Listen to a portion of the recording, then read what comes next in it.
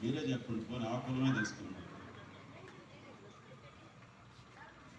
మంచి వారి మీదను చెడ్డవారి మీదను ఆయన వర్షమును కురిపించుచున్నాడు. మంచి వారి మీదను చెడ్డవారి మీదను ఆయన సూర్యుని ఉదయింపజేస్తున్నాడు. గాలి నీరు వెలుతురు మనకి సమస్తము దయచేసి మనల్ని నడిపిస్తున్నటువంటి దేవుడు. ఆయన మనల్ని ఎంతగా ప్రేమిస్తున్నాడో, మనం పుట్టక ముందే మనకు కావలసినన్ని ఏర్పాటు చేసి వెల్కమ్ అన్నట్లుగా ఈ లోకానికి మనల్ని ఆహ్వానిస్తా ఉన్నాడు. మానవుడి మనుగడకు కావలసినటువంటివన్నీ సృష్టించి మన కొరకు ఏర్పాటు చేసినటువంటి దేవుడు. ప్రియులారా, లోకమును, ఎటువంటి లోకమును? పాపముతో నిండిపోయిన లోకాన్ని, ద్వేషించే లోకాన్ని, అసహించుకునే లోకాన్ని. ఒక ఆయన ఉన్నాడు, సుందర్ సింగ్. ఆ అబ్బాయి పేరు, చిన్నప్పుడు క్రిస్టియన్ స్కూల్లో జాయిన్ చేశారు. మన భారతదేశంలో క్రిస్టియన్ స్కూల్స్ అంటే చాలా మందికి ఇష్టం, ఎందుకంటే బాగా చదువులు చెప్తారని. కానీ క్రీస్తు అంటే మాత్రం ఇది ఎంత వింతగా ఉంది చూసారా?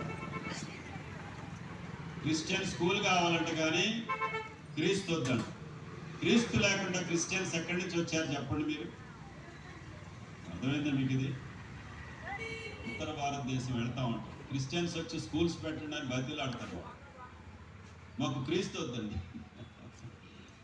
What a funny thing. మరి క్రీస్తు లేకుండా క్రైస్తవులు ఎట్లా వచ్చారు? క్రైస్తవ ప్రేమ ఎట్లా వచ్చింది? క్రైస్తవ కమిట్మెంట్ ఎట్లా వచ్చింది?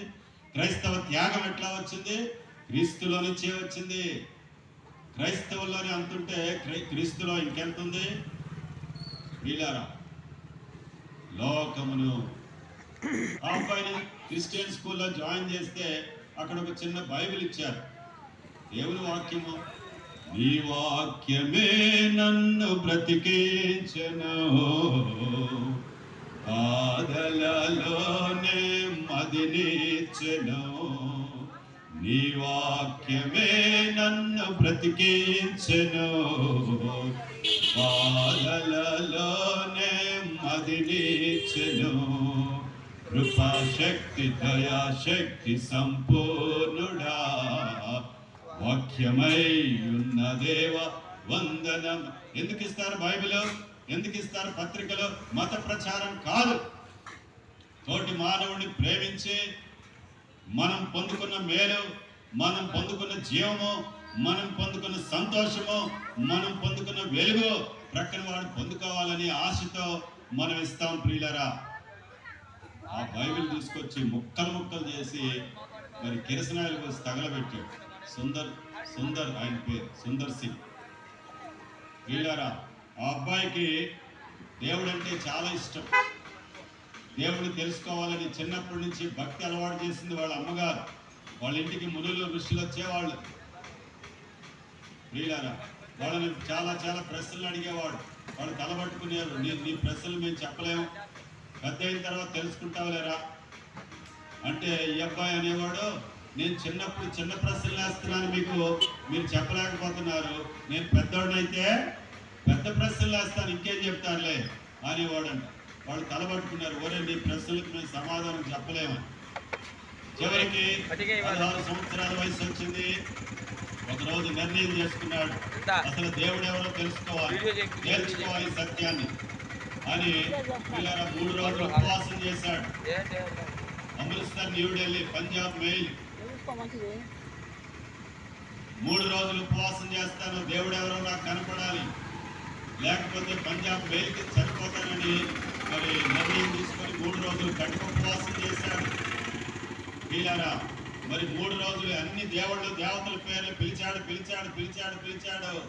యేసు ప్రభు పేరు ఎత్తడానికి ఇష్టం లేదు. ఇదేదో మతం అనుకొని, ఇదే అమెరికా మతం అనుకొని, అమెరికా దేవుడు అనుకొని, ఇంగ్లాండ్ దేవుడు అనుకొని, అమెరికాకు ఒక దేవుడు, ఇంగ్లాండ్కి ఒక దేవుడు, ఇండియాకు ఒక దేవుడు, నీకొక దేవుడు, నాకు ఒక దేవుడు ఉంటాడా? చెప్పండి.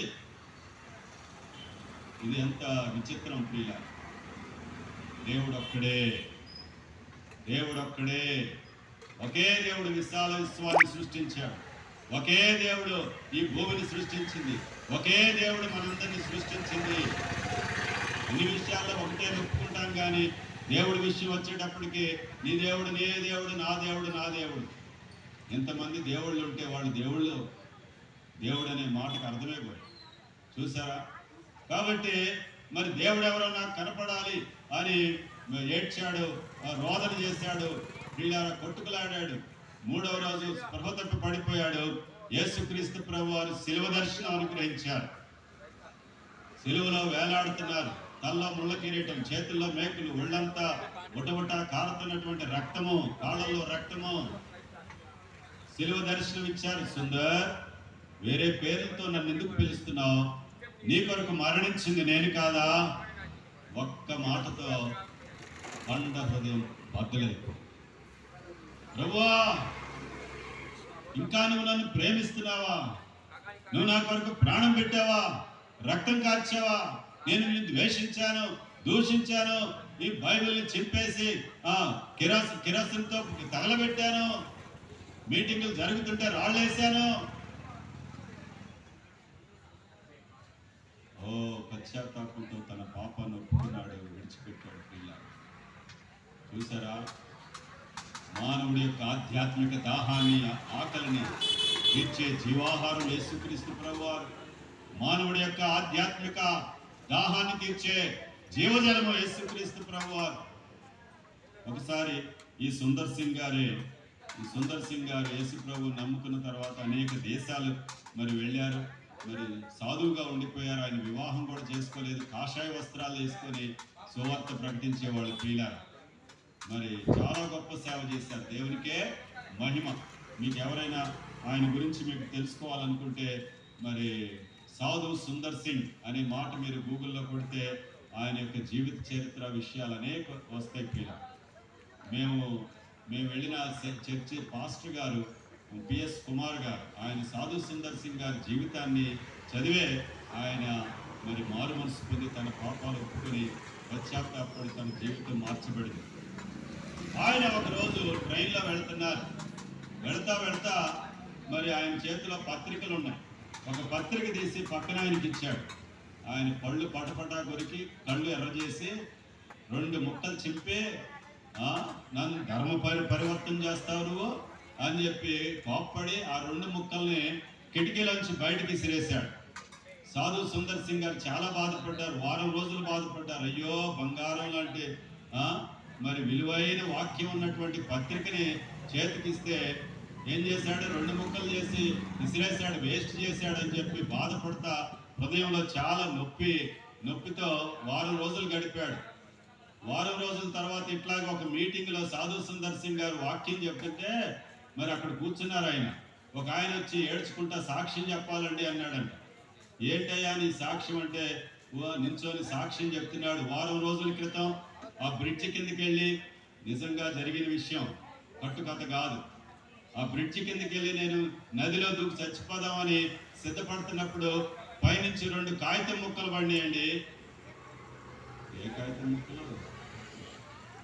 కడుపు నిండిన ఆయన చింపేసి విసిరేశాడు కదా. కడుపు నిండిన ఆయనకి ఉపయోగపడలేదు, కడుపు కాలుతున్న ఆయనకి ఉపయోగపడింది. ఆ 2 కాగితాలు చూసి ఉలిక్కిపడి, ఏంటా ఇట్లా కాగితాలు పడి తీసి చూస్తే, నువ్వెందుకు చావలేదు? ఎవరుంది దాంట్లో? ఇది ఎవరు చేసిన కార్యం? నీ తల్లి చేయగలదా?